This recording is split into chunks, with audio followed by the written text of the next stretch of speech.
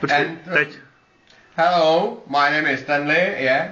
It's a CD player, CDJ 100S, yeah.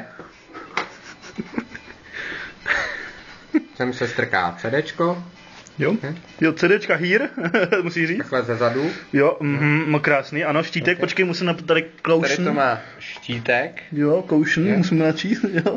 Tady důležité, z boku tady je to Pioneer. Jo. Má to tady takhle kabely. Jo. Tady to má zapnuto, vypnuto, jo. Ano. And tady to má nahoru dolů tlačítko. To je důležitý. A tady to má flanger efekt. 3 efekty, tady je flanger. Jo, jmenuje se teda jet. Jo. Dobrý. Tady je tlačítko na zapnutí. Jo, tím se zapne. Tak. And tady se rozsvítí display. Jo, to je display. Tady je tlačítko na vyndání CDčka, to je důležité. Takhle se vezme CDčko. Samozřejmě originální. Originální nosič a dá se tam CDčko. Tady se objeví disk, in, jakože je vevnitř, a zobrazí se první track, ano? Tak, teď si popíšeme tlačítka. Tady je tlačítko play. Tímto tlačítkem skladbu pustíte. Zmáčknete.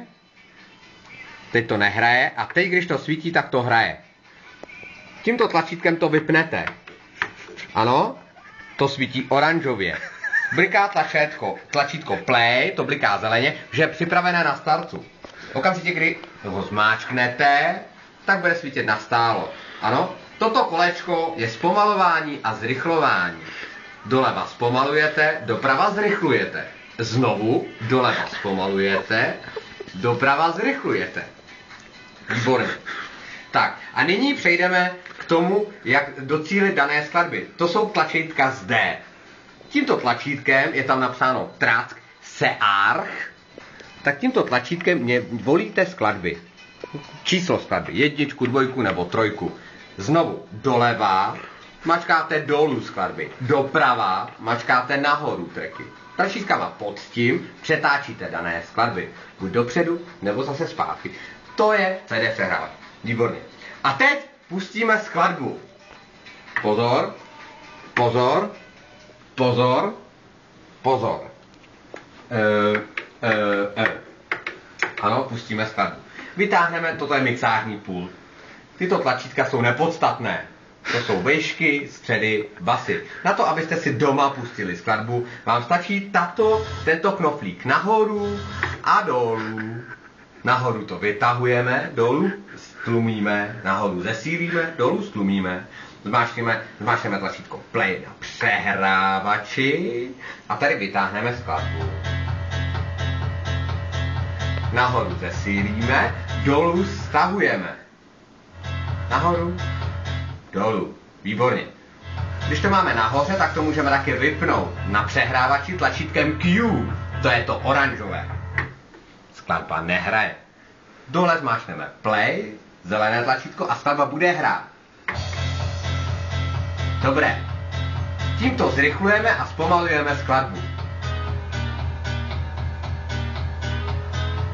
A k sobě zrychlujeme. A nebo zpomalíme. Od sebe zpomalíme, nahoru zrychlíme.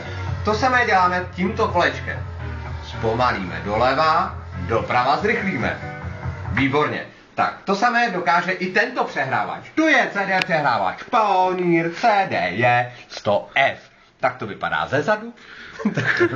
Tak to z boku. Tady je tlačítko zapnuto. Tady to má displej. A zvláštní je stejný jako tento přehrávač. Oba přehrávače musí být stejné. A jsou od stejné firmy. A jsou od stejné firmy samozřejmě. Také o té nejlepší, o té naší. Také se do něj dá CDčka touto štěrbinkou. A také to přehrává originální CD. Jak se můžeme samozřejmě přesvědčit. Ano? Ano. Má to také tlačítko a efekt flanger. To je důležité tlačítko. To je toto tlačítko. Ano? Ano, výborně. Tak. A i nyní máme na mixážní pultu to samé kroutítko nahoru a dolů hlasitost. Čili vytáhneme, dáme play, skladba bude hráti. Skladba bude hráti, pokud máte vložený správný track. Ano, samozřejmě, pokud nemáte daný správný track, což se podíváme za chvilku, ta skladba hráti nebude. Bude. Skladba nám nehraje, což může být závada kabeláží. Ano, to je také důležité. Do mixážního pultu musí být zapojen nějaký kabel od přehrávače, samozřejmě cinčový, s dvoma, aby byl ve stereu samozřejmě, to jinak nelze. Tento kabel koupíme kde? V krámě, to je přece jasné. Mě by momentálně tuto chvíli zajímalo, proč mi tato skladba nechce hrátit. Podíváme se, jestli je vložené správné CD. Ano, CD originálního nosiče je vložené. Vložíme disk, počkáme, pokud se skladba načte. Skladba se načetla. Ano, ano. Chvilku počkáme, chvilka napětí a skladba bude hráti. 3, 4.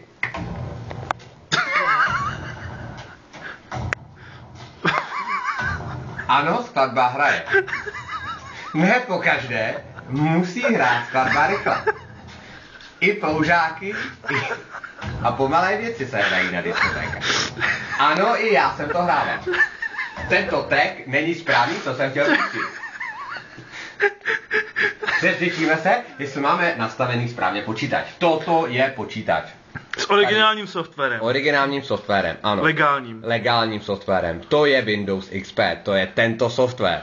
Ano, tady používáme k tomu tento software, to je Virtual DJ, který je originální zakoupený. Je to program, který dokáže přehrávat MP3 a nejenom MP3 formát.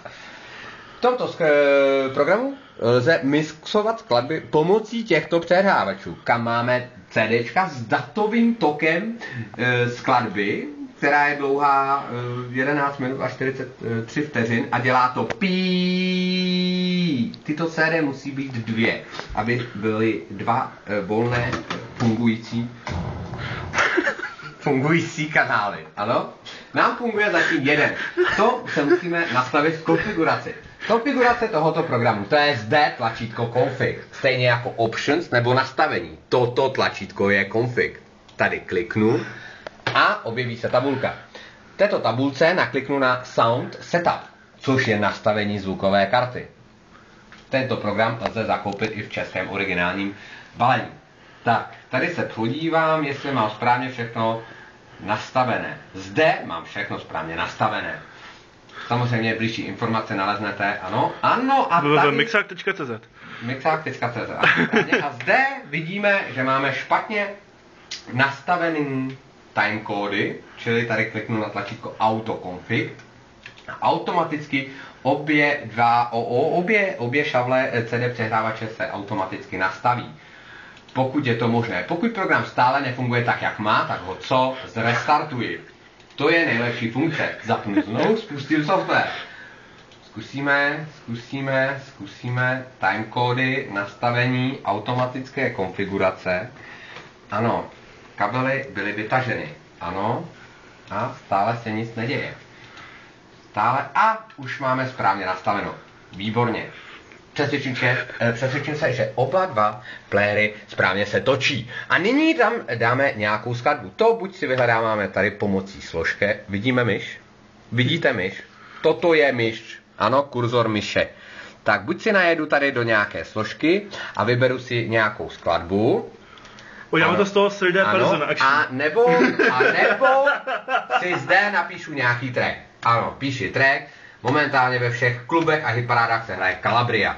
Dám Calabrii do přehrávače. Vidím, že přehrávač mi to bere a zde si buď můžu nakliknout, odkud skladbu budu chtít hráti, a nebo můžu skladbu pustit od začátku. To je zde. Můžu tady dát play, na přehrávači zmáčknu tlačítko play a zase zpátky Q.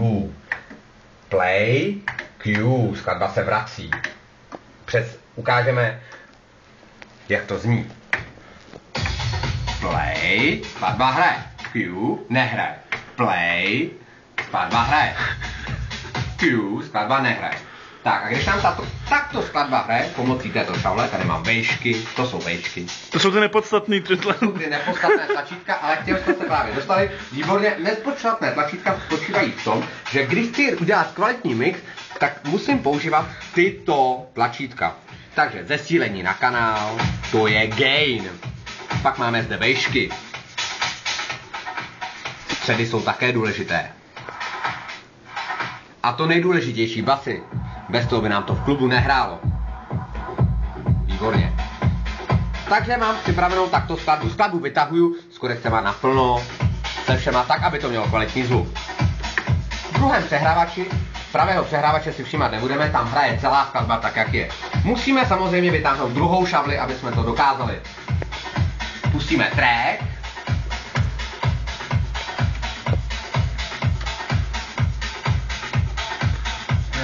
Třeba tento. Pokud možno